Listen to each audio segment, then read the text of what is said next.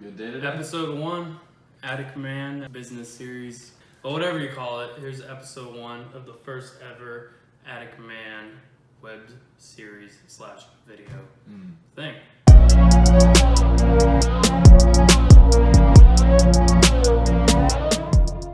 It's August 6th, 2019. It's currently 5 p.m. We just got back to the house today.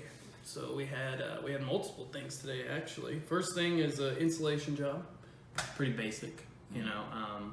Had a house where they only had 3 inches of insulation throughout the attic. Yeah. It's right in the heart of summer, Sacramento. Yeah, It's so, hot. So in the attics, you're looking at 130 degrees. Oh, yeah. So that just radiates into the home so easily. Oh, yeah. You know, people call us and they say, you know, my energy bills are so high and I just got a new heating and air system put in. And what they don't realize is I have to explain to them. I say, well, a heating and air system in the summer, an air conditioning system, any air conditioner works the same way. It's all about removing heat. You know, a lot of people, homeowners, or you know anyone that's not really in the business, they just assume, oh, an air conditioner creates cold air. We're gonna push that into the home, and it's gonna cool down the house. But what it's actually doing, wherever your filter is located, it sucks the heat from the house through there, which runs through the system, and through a process using refrigerants and other components, actually just takes the heat out of that air and then puts that air back in your home, which then you're like, oh, it's cold, right? But that heat's got to go somewhere. But if they're technically correct, they'd say, oh, there's no heat in this air. Exactly. You know, There's no such thing as cold, just the absence of heat. Exactly, yeah. So you could have the best air conditioning system in the world, but let's say you got a bunch of single pane windows and low insulation in your attic, insulation in your walls. You know, heat goes to cold. Heat is basically just energy molecules in the air that are just running into each other, creating energy, right? You have a hot cup of water. That's water is full of energy. That's what heat is. It's literally energy.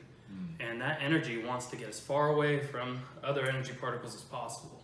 So therefore, heat goes to cold. You know, you got a bunch of heat here, you got an empty room and no heat here, that heat wants to go there. Same thing for your house, right? It's hot outside, and you're using your air conditioning system to take that heat and throw it outside. But now, where does that heat want to go? It's to go right back in, right?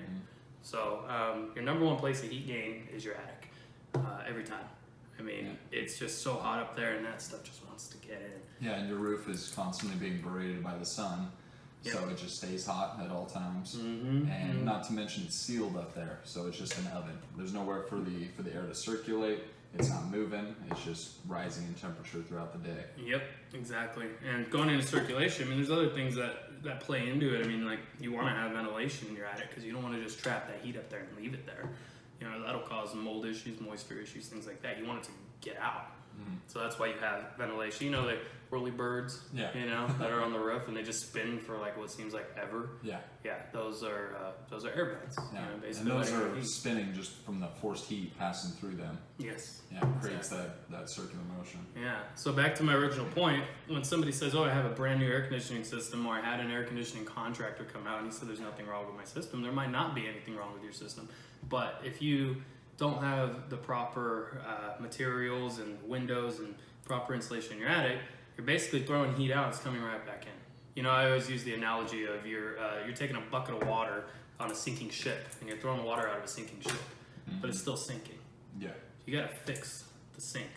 Exactly. You know, you gotta fix the hole, whatever's happening. Yeah, and stop that water from coming in. Yeah, you could have the best bucket thrower in the world. It doesn't matter. Water's still going to keep coming. You can work as hard as you can. It's not going to get rid of the issue. Exactly. It might temporarily put a hold on it, but it's going to keep happening. Yep.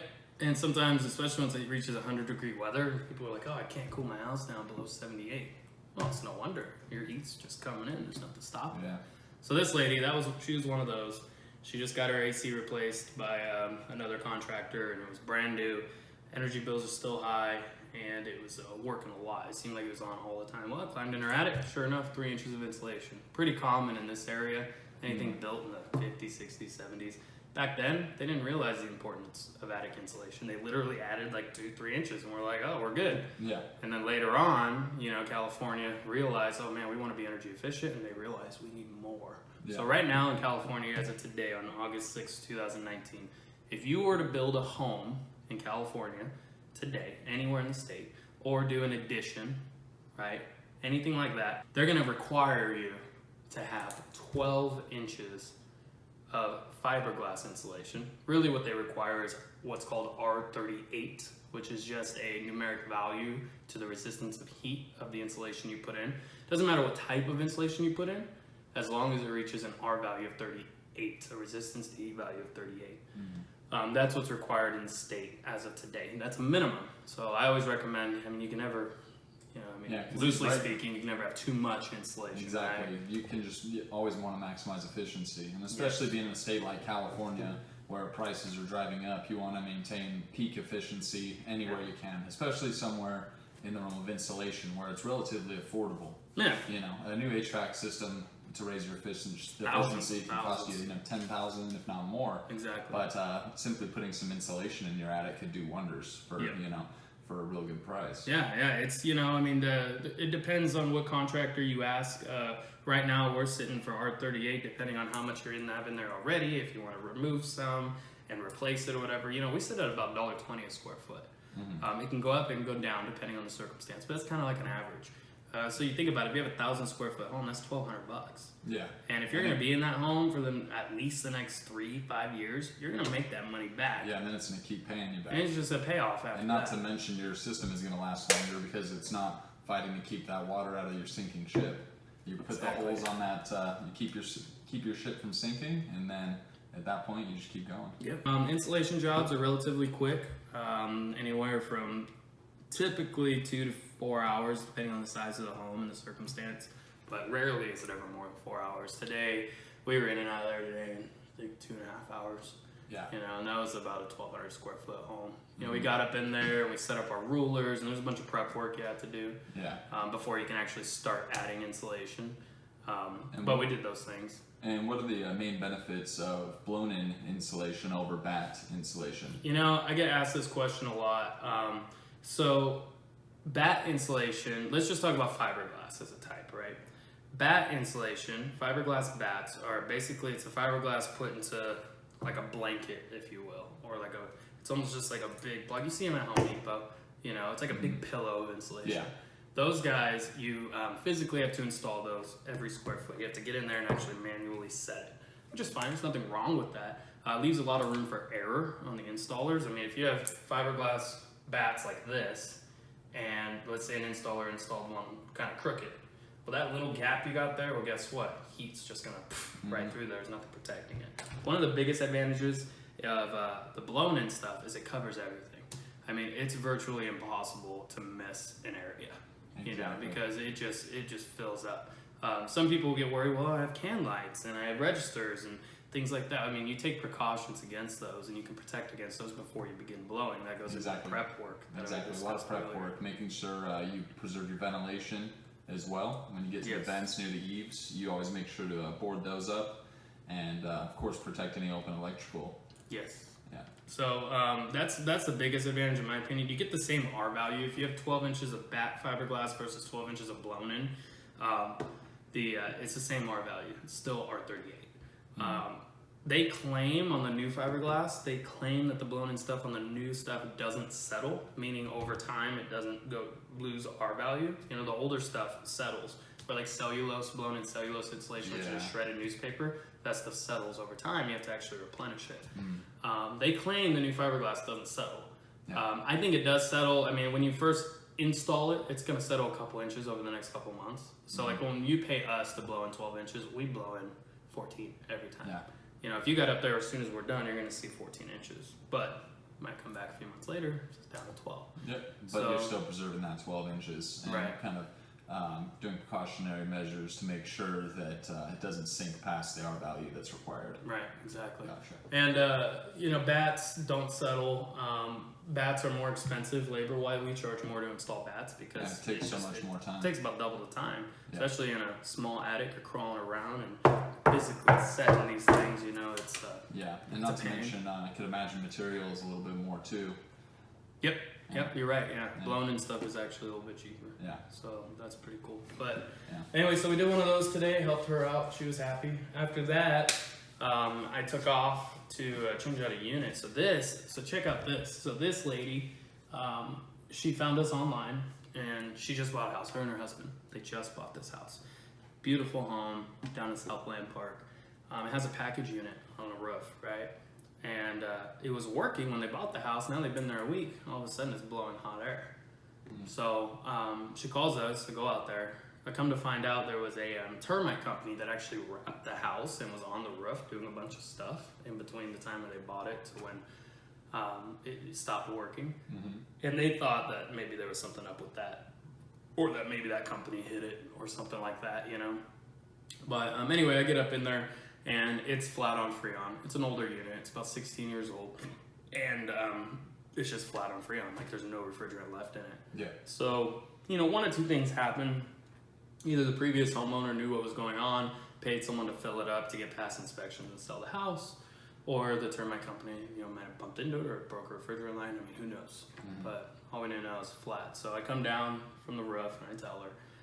And, you know, when you have an older HVAC system that runs on old refrigerant, which is R22 refrigerant, it's the stuff they're trying to get rid of. You know, it used to run on R22, now everything runs on 410. And that is going to be outlawed in 2020, correct? Outlawed to manufacture it, yeah. Okay. So whatever's out there in circulation is what's left. Yeah, but if you have a unit that relies on it, it's going to be a lot harder to find your refrigerant. Yeah, more expensive too. Yeah. So it's already expensive.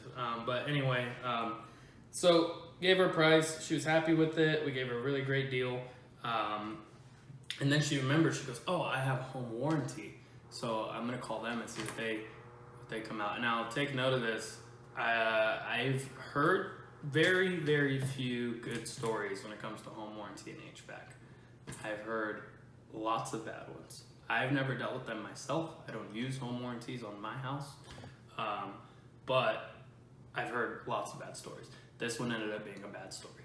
So pretty typical of what I hear. She calls up the home warranty. They say we're 2 weeks out. Like, we can't have anyone to you in 2 weeks. And it's 100 degrees outside. It's 100 degrees They out. just We had the popped two their hottest days of 2019. What was it, 2 weekends ago? Yeah, 106 degrees. Something like that. Yeah. It was just crazy. So she calls me up. She says, hey, you know, we really don't want to pay out of pocket if we don't have to. We're willing to wait. And I said, okay. I said, go ahead and, you know, that's fine. Just let me know what they say. I already knew what they were going to say. But I'm not going to talk her out of it, you know. That's what she wants to do. And okay, go ahead. So she did it. She waited. They waited. And sure enough, first guy that came out, she has a really steep roof. Like, really steep. It was a real tough install today.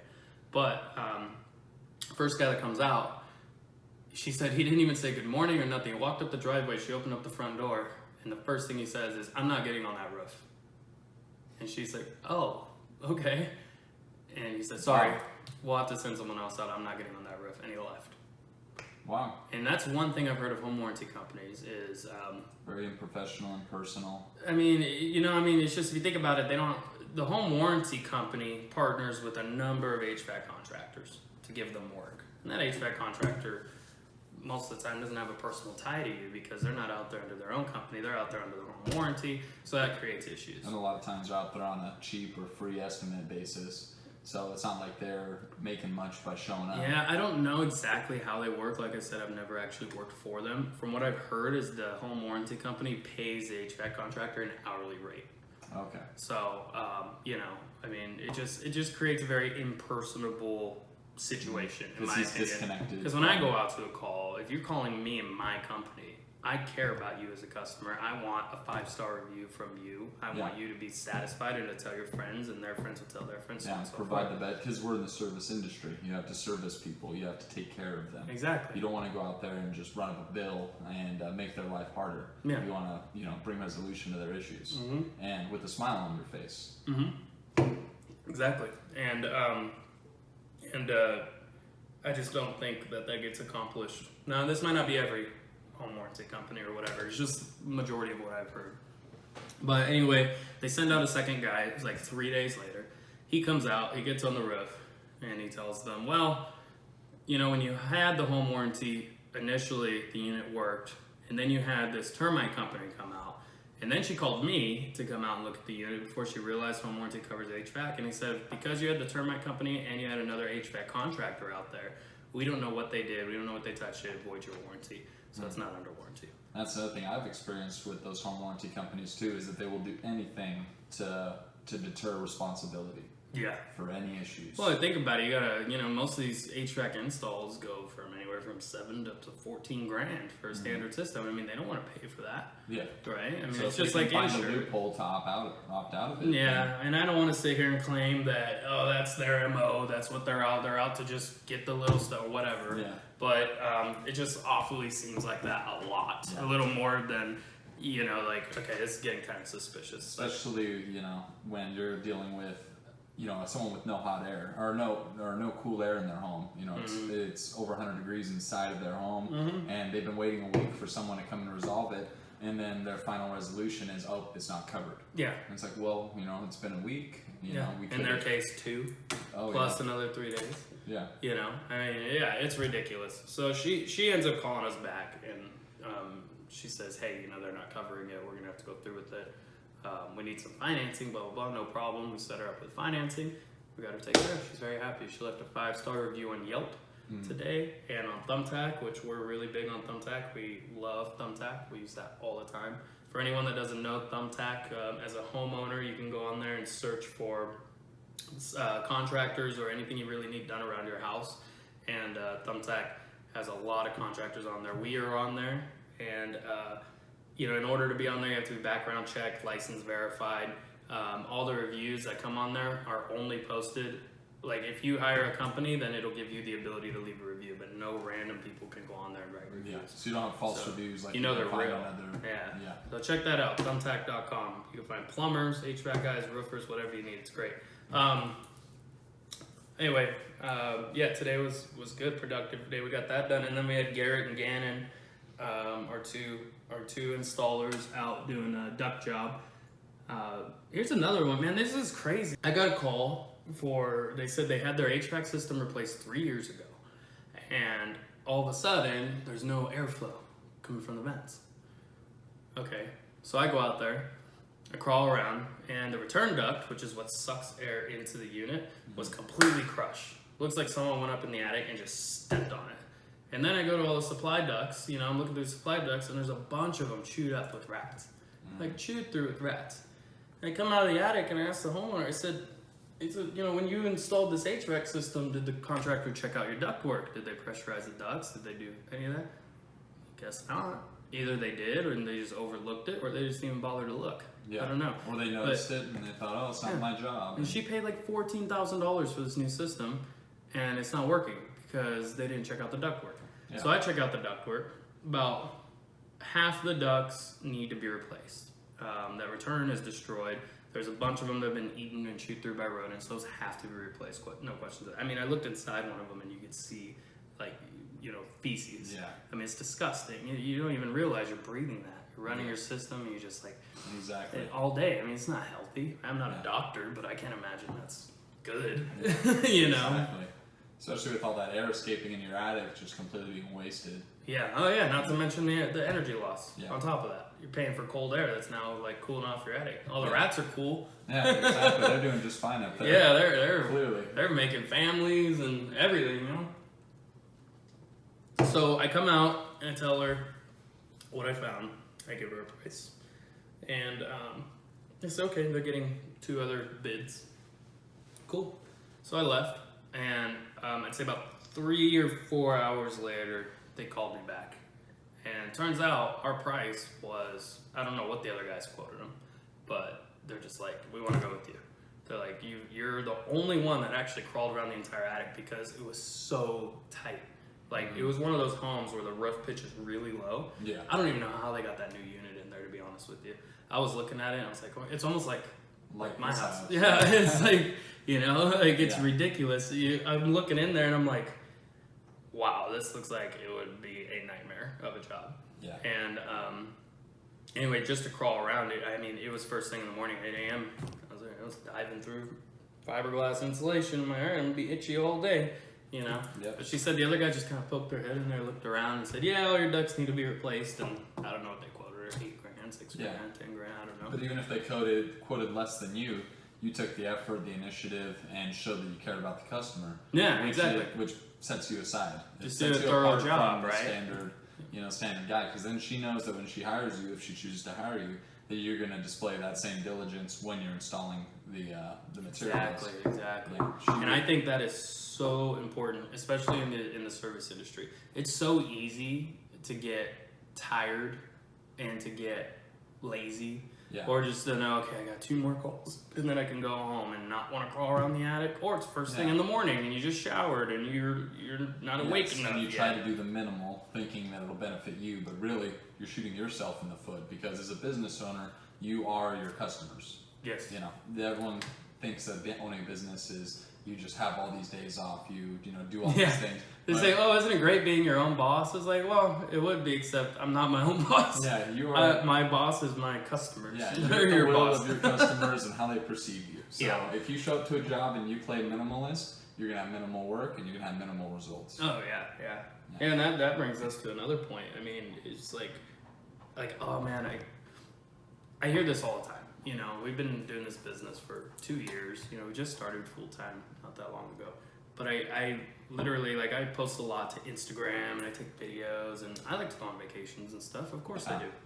And I always get the DM, you know, man, how does it feel to be your own boss? Or, you know, it must be so nice being able to just take days off whenever you want. Mm-hmm. And it's almost like a culture thing now to think oh, if you start your own business, you never have to work again. You're just going to be rich, and you're going to have all the free time. You're going to travel, be like one of those people on Instagram that just travels 24/7. But what people don't realize is behind the scenes, you're working 70 hours a week. Oh my gosh. Not getting home till 8 or 9 o'clock. Only to sit at home and do paperwork for financing, things like that. Yeah, I can't tell you how many days I leave the house 7, 8 o'clock. I don't get home till 8, 9 o'clock. Yeah. I mean, it's almost definitely 2 days a week at least. Mm-hmm. And the rest of the days you get home 6, 5, 4. And then even once you're home, today, I mean, I got home at 5. You know, we got to make this video. I've got tons of accounting to do. I got tons of quotes to respond to, checks to deposit. I mean, it never ends. And that's just to catch up. That's to catch up. That's not even to That's not even to grow the business. Yeah. That's I'm behind right now. Yeah, that's just to stay on par. Yeah. So there's a big. I feel like there's a big misconception, whatever you want to call it, where everyone just thinks, oh, I'm going to start a business, I'm going to be rich, and I'll never have to work again. And you see it all the time. You see people say, oh yeah, I'm going to start my own business, and then what happens? Because they quickly figure out it's not that dream life. Yeah, or they get a little bit of money and they start spending it. That's another big mistake, is you have to let your business account grow. So a lot of people will make this money and they'll pull it right out and they'll go spend it before you know it. They're buying the driving the fancy cars and they're doing this, which I mean, I'm guilty of that. I bought a nice car too, but but that was after. But that's after being established for a couple of years, right? Exactly. And that's, I mean, you gotta be able to do stuff like that. And a lot of people these days just don't fucking do it. They're just I don't know what I can't speak for them. I don't think that way. For me, I'm I want to make a business. Build the business, and the rewards come later. Exactly. You'll step back and look wow, look what I built. Okay, now I can take a week off. Well, here's the other thing too. People think business money, right? They think oh, I'm gonna make tons of money. I only think about money, right? But you gotta love what you do. You have to. Yeah, a lot of people start a business and they think I'm gonna make a ton of money, or that's why they're starting a business. And you can't. You gotta start a business based off what you love to do. The shit that you like to do. You know, if there's something you like to do and you're you know what, I could do this for other people, or I could help people by doing this, then you're going to be successful in that regard. But, exactly. It's because at that point it comes naturally. You know, you're not forcing something, you're not straining yourself out every day. I mean, you work hard, you do strain yourself physically, but as far as going out of your boundaries, you're already comfortable doing that work. It's just the willingness to take that extra step and risk to start your own business and not just work for someone else making 15 to 25 an hour, depending on the trade, depending on the job you got, but to take that extra step and step out of your guaranteed income and hope that you can do it for yourself. Oh man, I feel I could talk about a million things. Just on that one sentence you just said, I feel like there's 8 things I want to fucking go off on. But anyway, continue. Yeah, because that's what sets people apart. Actually yesterday I was getting parts for the work truck. And there's a kid in front of me, probably 23 years old, talking to the cashier about he's been doing HVAC 5 years. Oh, really? And I was like, oh, what's his you've name? been doing it? I actually gave him your card. I told him to call you Because I told him, I was like, well, do you have your license? He's like, oh yeah, I got this certification, that certification, this. EPA. And I was like, great money, huh? And he's like, it's okay money. I was like, you said you're licensed, right? He's like, well, I'm certified in this and that. I'm like, so you work for a company? Yeah. He's like, yeah, I make about, $28 an hour. Still great money. Yeah, great money, but he's been doing it 5 years. And I was like, so what do you do? He's like, commercial installs, I'm a lead installer. I was like, so have you thought about getting licensed and pushing forward? And his girlfriend looks at him and is like, well, what do you think about that? She's like, what the hell are you doing? Yeah, exactly. And I started, talking to him about different margins, things like that, how successful you can be if you take that step. And his eyes lit up. He didn't even realize the realm of possibilities, but at the same time, he may be so content with his position that he doesn't want to let go of that and jump off the cliff and hope his parachute opens. It could be a million different reasons. I think to be an entrepreneur and to start a business and to want to succeed, and I mean, you just have to naturally want it. You either want it or you don't. If you don't, that's okay. Yeah. Not everybody's cut out. Not just want it. Everyone wants it. But it's about... Well, everyone wants that life, like we were talking about, that everyone facade, wants the vacations, right? the cars. The vacations and the money and the freedom and not having a boss. Yeah. But... it comes with immense sacrifice first. Oh, it comes with tons of sacrifice, just like anything. Sacrifice and risk, because it's never guaranteed. No, there's huge risk. Yeah, and there's just tons that go into it. And you gotta, in order to be that person, I mean... I don't know if you can train entrepreneurs. I guess you can. I don't know if there's people that were ever born and thought, never even thought about starting a business, but they went to school for business, and then it's, all of a sudden they came out and they're like, oh, okay, I'm gonna start a business. I'm sure that's happened. It's had to have happened. But truly, it's more of a mentality. Yeah. It's the way someone carries himself. It's not a job. Being an entrepreneur is not a job. No. It's a way of living and going about it. I think it's just you want to do it. I mean, you see those kids growing up and they're 6 years old and they got the little play store set up and they're like trying to sell their toys to their parents. I don't know about you, I did that shit all the time. Yeah. Or like, you ever play that video game Roller Coaster Tycoon? Yeah. Where you build the theme all park. Building. I mean, maybe this might be kind of cliche or whatever, but I mean, I love that game. I loved like building things and getting more customers and stuff like that. Like I loved it. And then we played in a band together, and I mean, you saw how I did the band. I treated it. And it was a business. We were an LLC. It was not. It was a straight business. It was an actual business. When the band ended up dissolving, there were financial assets put aside, there were royalties put aside. Everything was on paper. It wasn't winging it. And the way we went about things with marketing our band, going about booking shows. We even did accounting. We set up a hot dog stand. To make money. Fundraisers. Which we raised to buy an RV. To go on tour, which we never actually got there, but but still, it's the way we went about it. It was very professional. We weren't just winging it. It was, with that business focused mindset, or that business centered mindset, rather. And that's just an example of. I think if you have a natural born entrepreneur, a lot of people out there they did things like that. I mean, even the most successful people you see today, it's not their only thing they did. I mean, they did tons of things before they got there. It's just keep trying, and that comes from the pure natural desire to want to keep trying and to want to keep going and to want it. I mean, if there's anything you want in life, you go out and you start to try to go for it. I mean, just like anything else, It's just more to look forward to, my man. More to do, more to conquer. More to do, more to conquer. All right. Atticman signing off.